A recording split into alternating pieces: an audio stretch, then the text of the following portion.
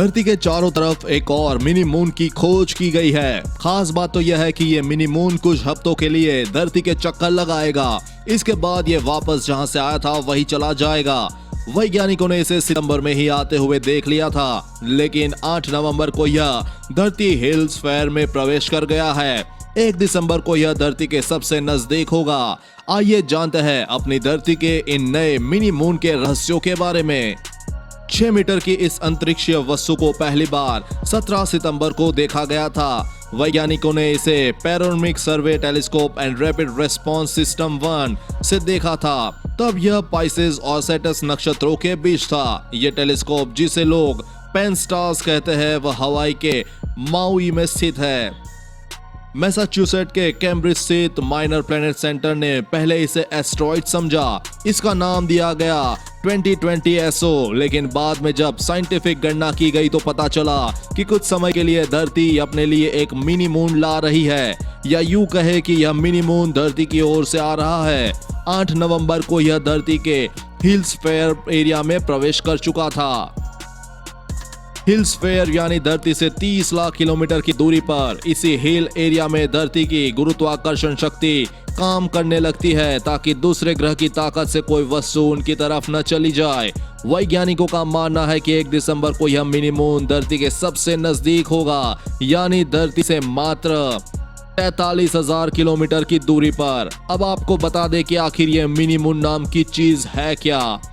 जिस चीज को वैज्ञानिक एस्ट्रॉइड समझ रहे थे, आखिर में वो अपना ही भेजा हुआ एक सैटेलाइट लग रहा है। यह कोई मजबूत पत्थर नहीं, बल्कि एल्यूमिनियम का खाली सिलेंडर जैसी आकृति है, जिसे सोलर रेडिएशन तेजी से धरती की ओर भेज रहा है।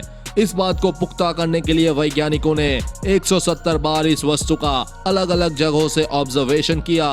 तब जाकर यह पता चला कि यह सेवियर लूनर लैंडर का एक हिस्सा है। अमेरिकी अंतरिक्ष एजेंसी नासा JPL के डेविड फार्नोचिया ने बताया कि जब हमने इस वस्तु के आकार और वजन का अध्ययन किया तो ऐसा लगा कि ये हमारी ही बनाई हुई कोई सैटेलाइट है। यह बेहद छोटा, हल्का और कम घनत्व वाली वस्तु है। ऐसा माना जा रहा है कि 1960 से 70 के बीच नासा द्वारा भेजे गए सर्वेयर लूनर लैंडर के अपोलो रॉकेट का बूस्टर लग रहा है, क्योंकि इसके ऊपर टाइटेनियम डाइऑक्साइड का पेंट लगा है। यह बात उसके स्पेक्ट्रोस्कोपिक एनालिसिस से पता चली।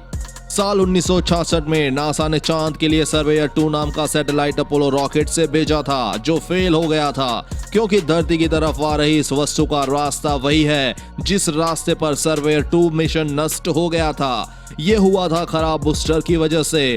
बूस्टर यानी रॉकेट का वो हिस्सा जिसमें ईंधन भरा होता है और ये रॉकेट और सैटेलाइट को आगे की तरफ लेकर चलता है।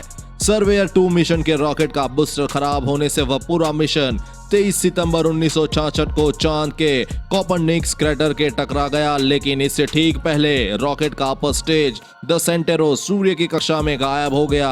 अब यही घूमता हुआ धरती की ओर आ रहा है, जो 1 दिसंबर से अगले कुछ हफ्तों तक धरती के 2 चक्कर लगाएगा। इसके बाद अगले साल यह वापस सूर्य की कक्षा में यानी अंतरिक्ष में चला जाएगा।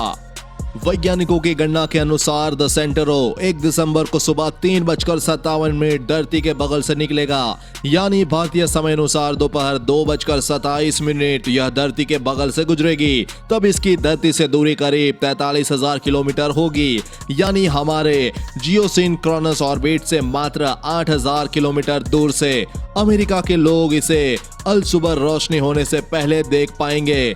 भारत या किसी अन्य देश में यह दिखाई नहीं देगा। इसके बाद यह धरती के पास 74 साल बाद यानी कि साल 2074 में वापस आएगा। तब यह धरती से करीब 14.96 लाख किलोमीटर की दूरी से निकलेगा। इसके धरती के पास से गुजरने से किसी प्रकार का खतरा नहीं है। आपको बता दें कि 1960 से 70 के बीच अमेरिका और सोवियत संघ के बीच अंतरिक्ष और चांद में पहले पहुंचने की होड़ लगी थी। उस समय कई मिशन असफल भी हुए थे। इस खबर के बारे में अपने विचार नीचे कमेंट बॉक्स में लिखकर बताएं। वीडियो को लाइक और अपने दोस्तों के साथ शेयर करना ना भूलें। साथ ही हर खबर सबसे पहले पाने के लिए चैनल को सब्सक्राइब कर ले।